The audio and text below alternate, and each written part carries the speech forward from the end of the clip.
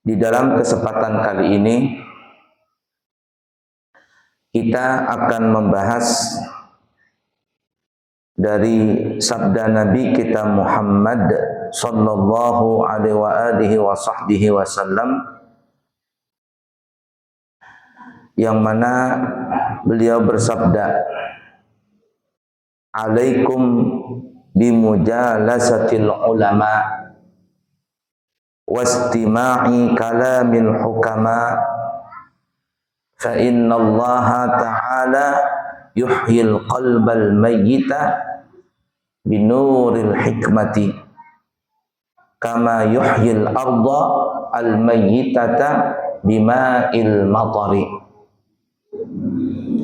Yang artinya, hendaklah kalian semua bergaul, berteman, bersekududukan. Jar orang Banjar kalau belajar ini, bersekududukan, bergaul, berteman dengan ulama.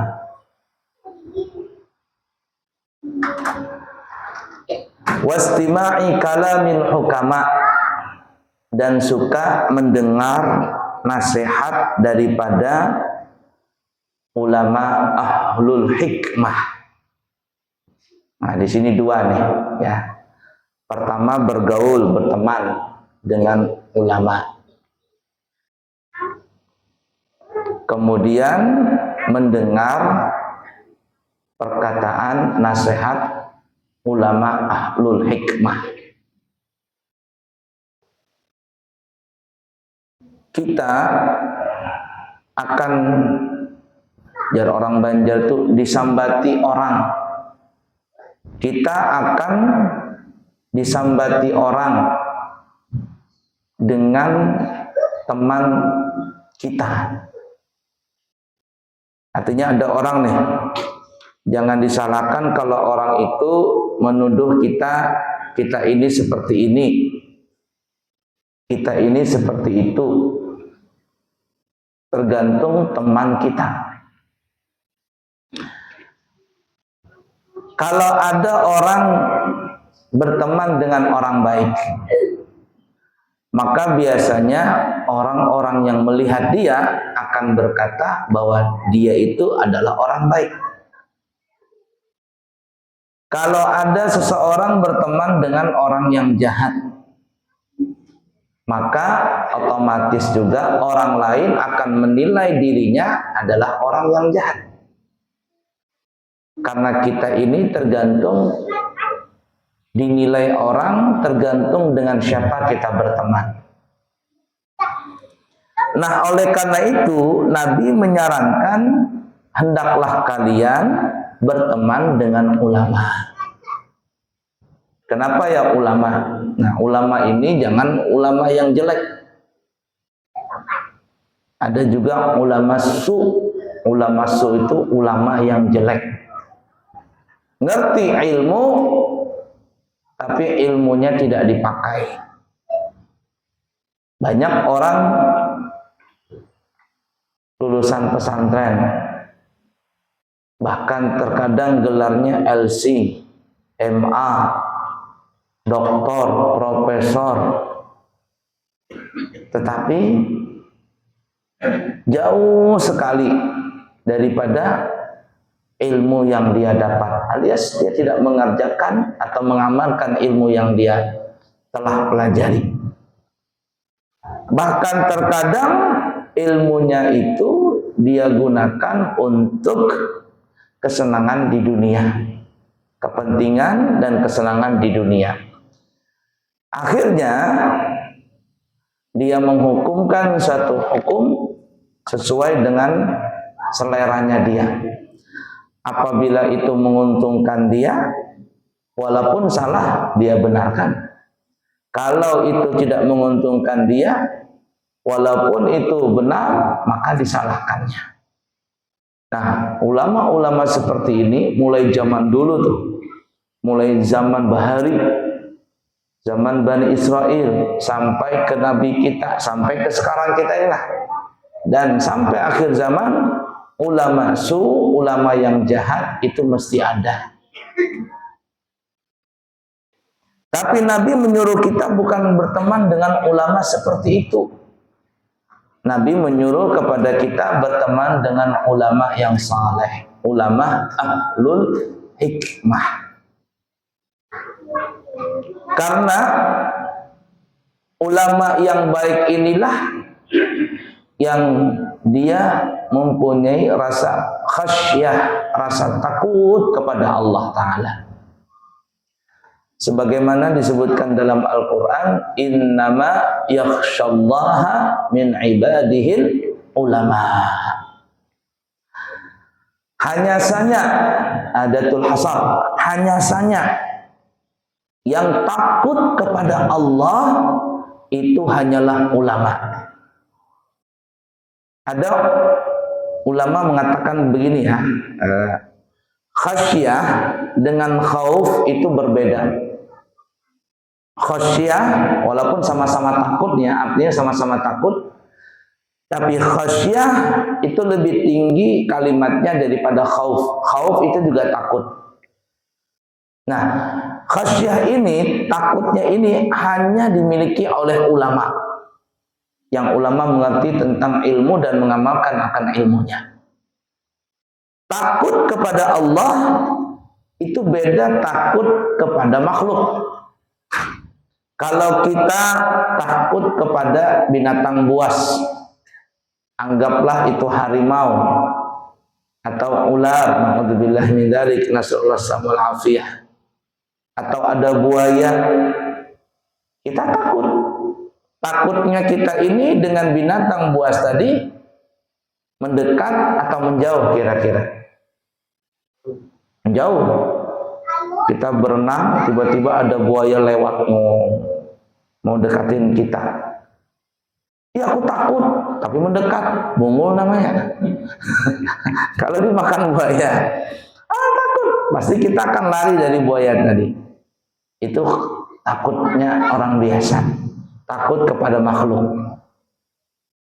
Kita takut sama polisi. Ada razia, umpama nggak bawa SIM, nggak bawa STNK, atau nggak pakai helm, ada polisi, ya aku takut polisi. Nggak apa-apa, berani dia dekatin polisi tadi, ditangkap sama polisi. Itu bukan takut, namanya bunuh diri. Kalau takut, lari. Nah, jadi kalau takut kepada makhluk itu menjauh. Tapi kalau takut kepada Allah, menjauh atau mendekat? Mendekat. Aku takut sama Allah. Takut masuk neraka, takut murkanya Allah. Kalau kita takut sama Allah, jangan menjauh, mendekat kepada Allah. Bagaimana mendekat kepada Allah?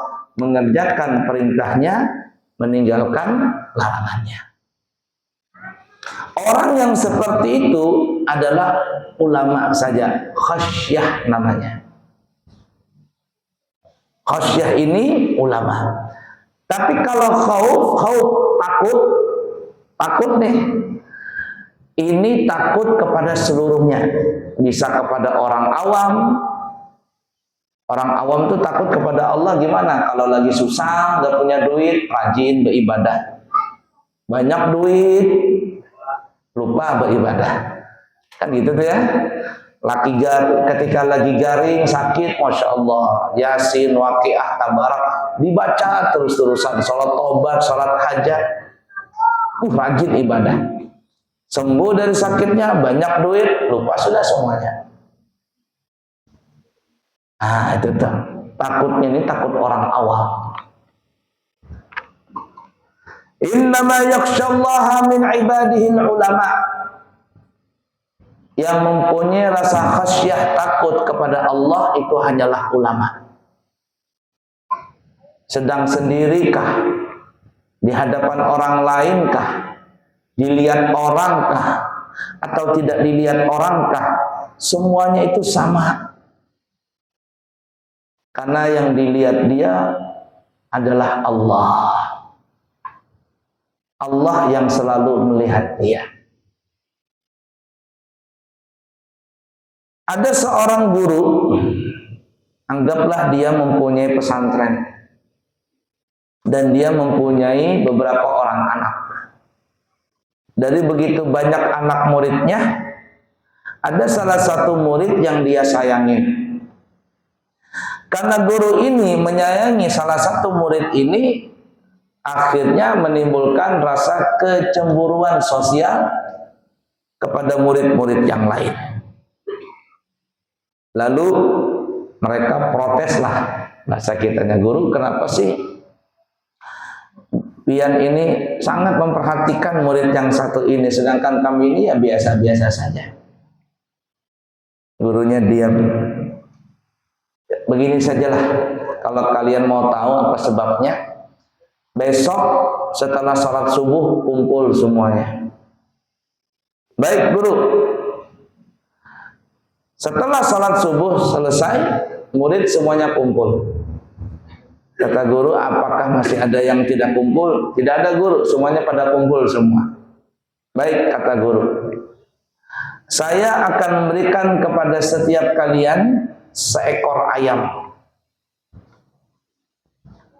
Dan potonglah ayam ini di tempat seseorang yang tidak bisa melihat kalian ketika memotong. Sini, jangan jauh-jauh, ini enak ini, menghangatkan badan. Bismillah.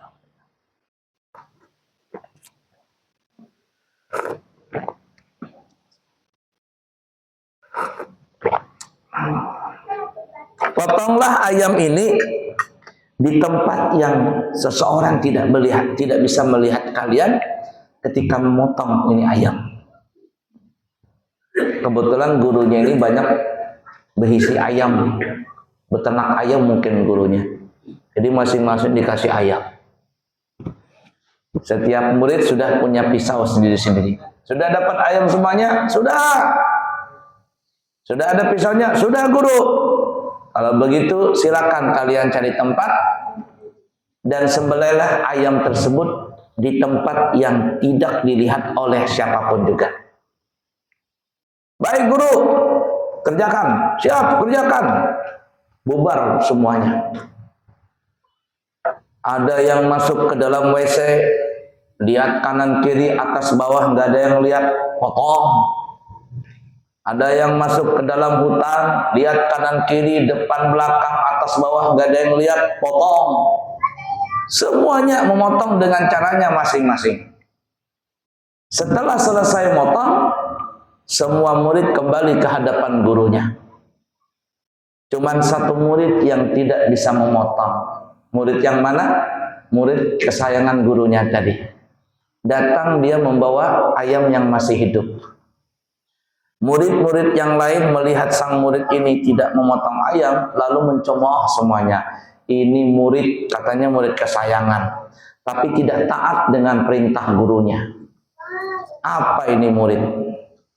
Guru pun melihat kejadian itu lalu memanggil sang murid tadi. Kesini wahai murid. Kenapa engkau tidak mengerjakan perintahku? Murid ini berkata, wahai guru, sebenarnya aku kepingin melaksanakan perintahmu untuk menyembelih ayam ini di tempat seseorang yang tidak bisa melihatku. Tapi bagaimana mungkin aku memotong ayam ini?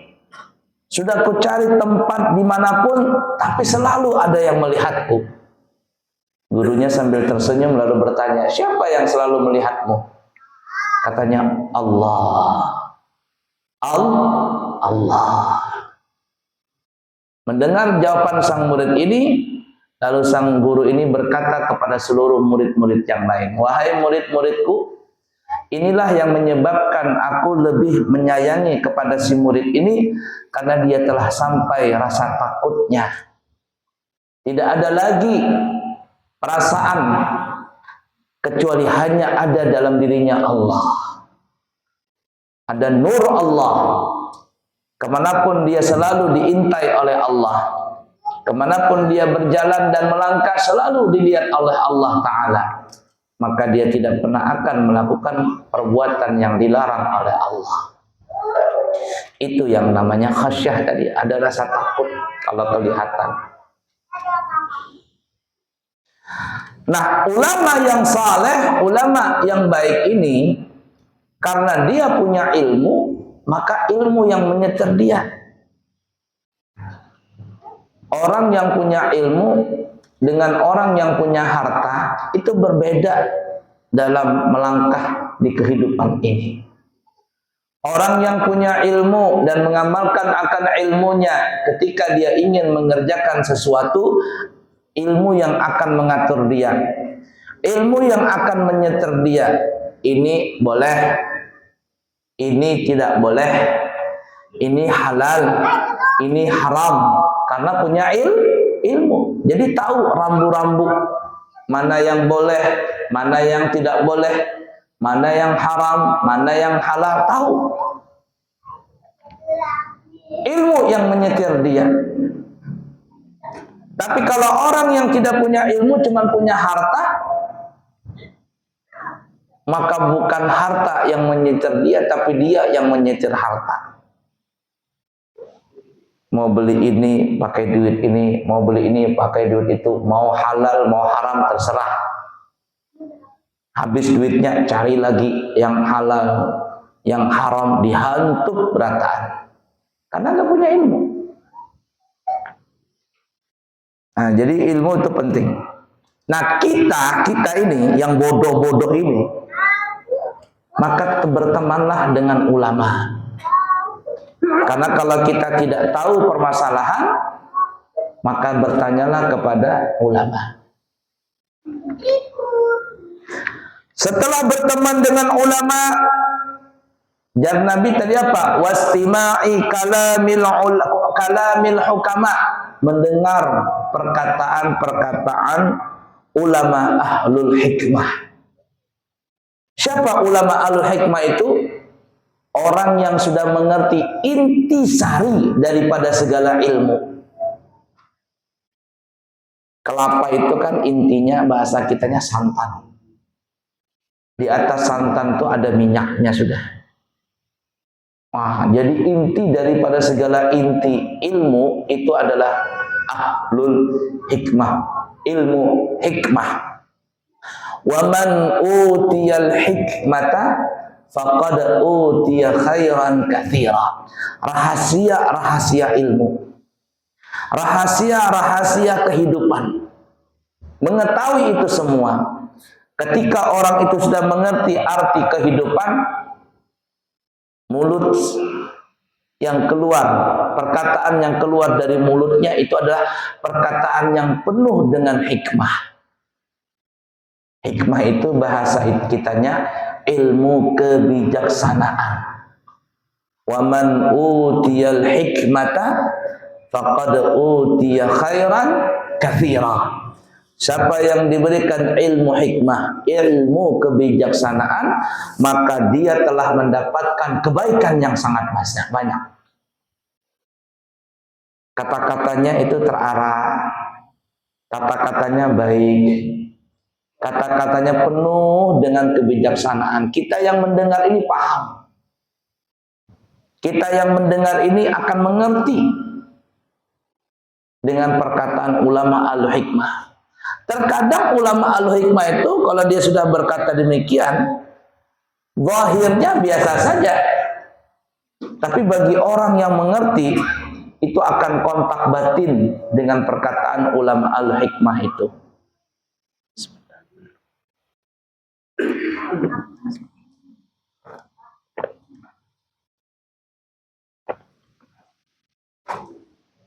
Suatu ketika Syekh Abdul Qadir Al-Jailani, Sultanul Aulia, rajanya para wali di zamannya.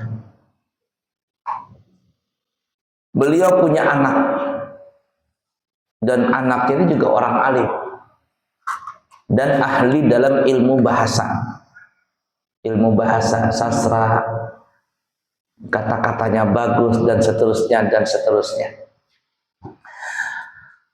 Syekh Abdul Qadir Al-Jailani sebagai ayah meminta kepada anaknya untuk menyampaikan ceramah, menyampaikan ilmu. Majulah anaknya beliau ini. anaknya Syekh Abdul Qadir berbicara, menyampaikan ilmu dengan kata-kata yang indah, dengan kata-kata yang bagus. Orang mendengar, tapi orang mendengarnya itu cuman ya tertegun biasa saja. Mendengar begitu, oh ya sudah. Selesai beliau ceramah, Syekh Abdul Qadir Al-Jilani bangkit untuk melanjutkan ceramah beliau.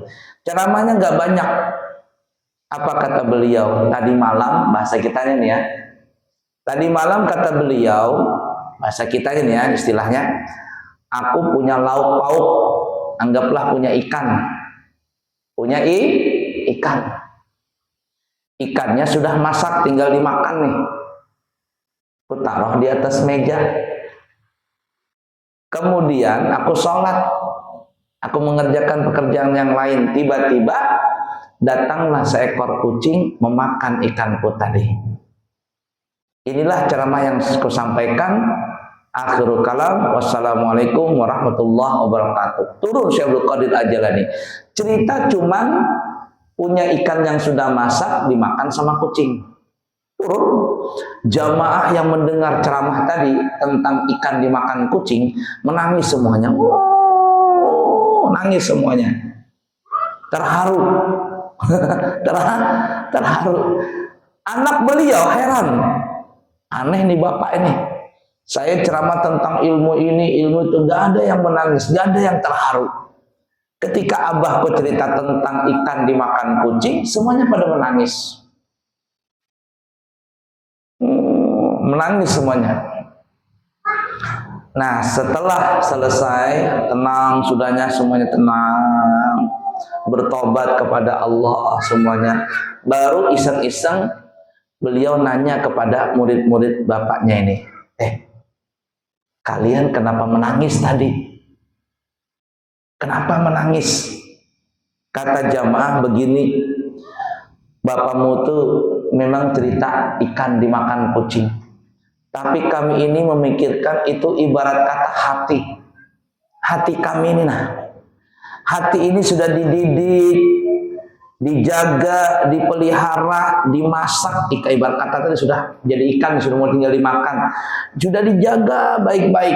Tiba-tiba datanglah syaitan, datanglah hawa nafsu, menggoda hati kami yang sudah bersih. Akhirnya dicolong kami punya hati oleh hawa nafsu dan syaitan tadi. Gagal lagi. Nah, jadi ikan itu ibarat kata hati. Kucing tadi ibarat kata hawa nafsu. Berapa banyak kita sudah, Masya Allah, nanti ntar lagi bulan puasa nih, Masya Allah, rajin semuanya beribadah. Masjid Dakwatul Khair sampai ke atas sini nih. Dakwatul Khair namanya, sampai ke atas, sampai ke bawah sana. Ramai itu. Salat Id sampai ke lapangan, sampai ke jalan raya itu penuh. Tapi besok harinya pas lebaran, hari kedua, manusia ini hilang anda. Ibarat kata tuh gitu. Menangis. Nah, itu ulama ahlu hikmah terkadang dia dengan candaan tapi masuk ke hati. Masuk ke hati. Kita lihat ceramah-ceramahnya Abah Guru Sekumpul. Sudah 20 tahun yang lalu meninggal. Tapi kita lihat sampai sekarang ini ceramahnya masih ada. Terkadang guyon-guyonan. Guyon, ketawaan beliau. Terkadang bicara itu aja. Bahkan terkadang memberikan amalan nih. Padahal amalan ini sudah pernah kita dapat dari guru-guru kita. Kita pernah belajar dengan guru si fulan, dengan ulama si fulan, dapat amalan ini, tapi kita nggak ngamalkan. Tapi ketika Guru Sekumpul memberikan amalan ini, kata beliau, berapa banyak mendengar amalan itu orang mengerjakannya. Padahal amalan itu sama juga diberi sama guru yang lain, tapi nggak terpakai. Namun ketika Abah Guru Sekumpul memberikan amalia ini terpakai. Itu namanya ulama al-hikmah, kontak batinnya itu kepada Allah Ta'ala. Nanti kita lihat ujung hadisnya ini. Suka mendengar perkataan al-hikmah tadi. Jadi kalau sudah berteman dengan ulama dan mendengar perkataan ulama ahlul hikmah, apa yang diambil dari itu? Kata Nabi, fa innallaha yuhyil qalbal mayyita binuril hikmati. Kenapa disuruh berteman dengan ulama? Kenapa disuruh suka mendengar perkataan ulama ahlul hikmah? Karena kata Nabi, karena sesungguhnya Allah Ta'ala akan menghidupkan hati yang mati dengan cahaya hikmah. Dapat di mana hikmah tadi? Perantaran siapa? Ulama. Kita ini punya hati kotor banget, kotor. Lobet, kita punya hati ini lobet, baterainya lobet, sudah mau habis. Jangan berteman dengan orang yang jahat, tambah habis, panas HP kita. Jangan salah ngecasnya kepada ulama. Karena hati yang mati akan bisa hidup kembali dengan cahaya hikmah. Dari mana hikmah tadi? Ulama. Nah, Nabi menggambarkan kama yuhyil ardal mayyita bima'il matari, sebagaimana bumi yang kering korontang, bumi yang mati, kemarau panjang, gak ada tumbuhan, akan hidup subur dengan sebab air hujan. Jadi air hujan itu diibaratkan perkataan ulama ahlul hikmah. Bumi itu diibaratkan hati kita. Kalau mati hati tadi, maka cepat dicas. Kemana ngecasnya? Dengan orang yang jahat, dengan orang ahli maksiat, dengan berteman orang-orang yang tidak baik? Oh tidak. Nabi menyuruh berteman kepada ulama. Ulama yang mana? Ulama ahlul hikmah. La ilaha illallah.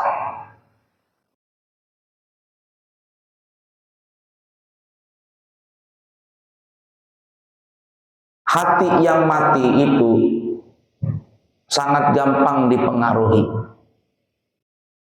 Tapi kalau hati itu sudah hidup, maka dia tidak gampang dipengaruhi. Hati mati itu ibarat kata ikan. Kalau hati itu hidup, maka ikan itu hidup. Kalau hati itu mati, maka ikan itu mati. Lihatlah ikan yang hidup. Walaupun ikan itu hidup di dalam air laut yang rasanya asin, tapi ketika ikan itu masih hidup, dagingnya nggak bakalan asin. Ya enggak? Apakah gara-gara hidup di dalam air laut, lalu daging ikan itu yang kita makan jadi asin? Oh tidak.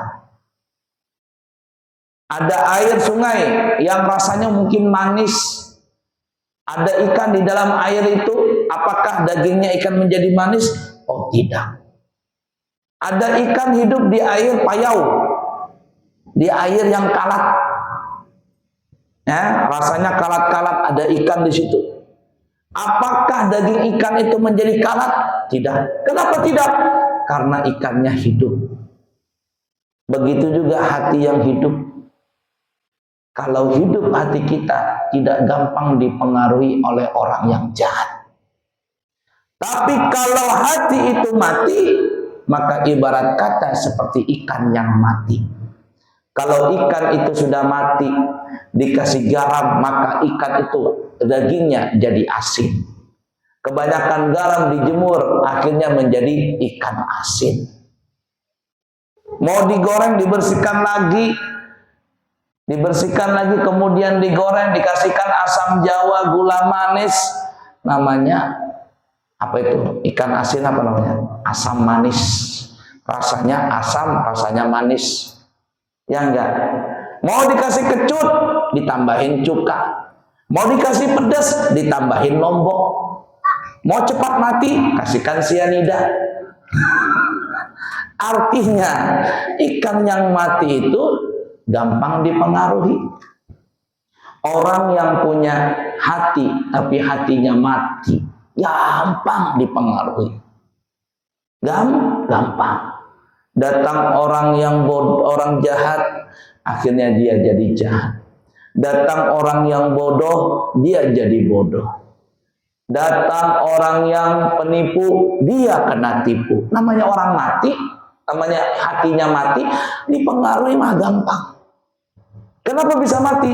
Karena nggak ada ilmunya, nggak ada yang nyetir tadi. Nah, kita yang awam ini disuruh oleh Nabi untuk berteman dengan ulama ahlul hikmah. Di dalam riwayat Imam Tabrani dan Abi Hanifah dikatakan jar Nabi, jalisul kubara'a wasailul ulama'a wa khalitul hukama'a. Hendaklah kalian berkumpul dengan kubara. Apa itu kubara? Pembesar-pembesar. Maksud pembesar ini adalah orang-orang yang memiliki kedudukan tinggi di hadapan Allah. Bukan kubara ini bahasa kitanya pejabat, bukan. Kubara ini orang-orang yang punya pangkat tinggi di sisi Allah. Dia sudah semuanya Allah. Semuanya kepada Allah. Tidak ada lagi rasa takut, tidak ada lagi rasa sedih, tidak ada lagi rasa apapun, dipuji orang, dihina orang, sama. Karena yang dilihat adalah hakikatnya Allah. Berteman dengan orang-orang seperti itu. Wasailul ulama, dan bertanyalah hukum-hukum Allah kepada ulama. Ulama yang mana? Ulama ahlul hikmah, ulama ul-amilin. Jangan ulama sembarang ulama. Kalau kita lihat di media sosial, ya Allah, banyaknya yang jahat-jahat. Ya, tadi sore saya ngelihat di TikTok ada Gus Wapi berdebat sama anak muda, tapi anak muda tidak paham apa agamanya itu. Mungkin ateis atau apa, menghina Nabi Muhammad. Ya, berdebat dengan Gus Wapi, dia menghina Nabi Muhammad. Ya Allah, kata saya ini, ya Allah, jahatnya ini orang nih. Jahat sekali orang menghina Nabi Muhammad. Gus Wapi meladeni argumen dia. Nah, itu tuh. Banyak sekali orang sok-sok pintar zaman sekarang ini lalu membahas Abah Guru Sekumpul, membahas menjelek-jelekkan ulama kita, menjelek-jelekkan guru-guru kita. Nah itu padahal mereka nggak belajar agama, cuman bikin konten supaya mencari pendukung. Ujung-ujungnya duit juga. Nah itu tuh bahaya. Jangan bertanya dengan orang seperti itu. Bertanyalah kepada ulama ul-amilin. Wa khalitul hukama, dan bertemanlah kalian dengan ulama ahlul hikmah. La ilaha illallah. Nah intinya kita orang awam ini harus sering-sering berteman dengan ulama yang baik. Kita bisa mengetahui ulama yang baik itu pertama mengamalkan akan ilmunya. Yang kedua, ucapannya ini sesuai dengan perbuatannya. Jangan sampai kita mencari ulama, mulutnya ini kotor. Suka mencaci, suka memaki, suka mengadu domba, jangan diikutin. Itu berbahaya seperti itu. Cuman orang zaman sekarang ini repotnya ya. Kita ini terkadang orang awam menyangka ulama itu kalau banyak pengikut. Wah ini orang alim ini. Kenapa? Muridnya banyak, majelisnya banyak, terkenal di YouTube, di mana-mana diundang ceramah. Oh belum tentu. Ya, belum tentu. Sekarang orang gampang mau jadi terkenal tuh gampang. Nah, bisa beli apa namanya itu? Flower apa namanya itu? Bisa beli itu. Bikin tim untuk media sosial di bagaimana supaya terkenal, gampang sekali. Asal ada duitnya aja bisa terkenal. Tapi apakah itu ulama? Belum tentu. Banyak sekali penceramah guru-guru di mana-mana sekarang. Tapi carilah ulama yang baik. Ya tadi pesannya apa ya? Carilah ulama yang baik itu gimana? Pertama, ucapannya sesuai dengan perbuatannya, mengamalkan ilmunya. Yang kedua, jangan sampai mulut ini keluar kata-kata yang tidak baik, mencaci maki, menghina, mengumpat, adu domba, menggibah, jangan. Kalau sudah ada keluar seperti itu, maka ulama ini bukan ulama yang benar. Bertemanlah dengan ulama, karena kita ini orang bodoh, dan carilah ulama yang benar, maka insya Allah kalau kita ada salah, teman-teman dari kalangan ulama kita itu akan yang membujurkan kita, akan menuntun kita kepada jalan yang diridhoi oleh Allah Subhanahu wa ta'ala. Baik Bapak Ibu, kiranya cukup sekian dulu. Sebentar lagi masuk waktu Isya. Insya Allah kami menerima pendaftaran santri baru di pesantren kami. Tingkat ula, ustaz ulia, SD, SMP, SMA, semuanya lengkap di pesantren kami. Siapa tahu ada yang kepingin menyekolahkan anak, cucu, dan sebagainya di pesantren kami siap menerima tahun ajaran baru. Dan siapa yang ingin berangkat umrah tanggal 28 Februari, insya Allah awal 10 Ramadan kita ada di Saudi, maka kita siap menerima pendaftaran. Harganya adalah 30 juta rupiah, perjalanan selama 12 hari. Dan siapa yang ingin berumrah di bulan Syawal, kita akan berangkat insya Allah di tanggal 1 April atau hari raya kedua daripada Idul Fitri. Harganya juga sama 30 juta dan insya Allah perjalanan selama 12 hari. Apabila ada yang berminat, maka segera mendaftar supaya kita bisa mengatur jadwal keberangkatan sampai kepulangan kita. Yang baik dari Allah, yang buruk dari pribadi, minta maaf, minta ampun. Subhanakallahumma wa bihamdika asyhadu an la ilaha illa anta astaghfiruka wa atubu ilaihi wa akhiru kalam. Wassalamualaikum warahmatullahi wabarakatuh.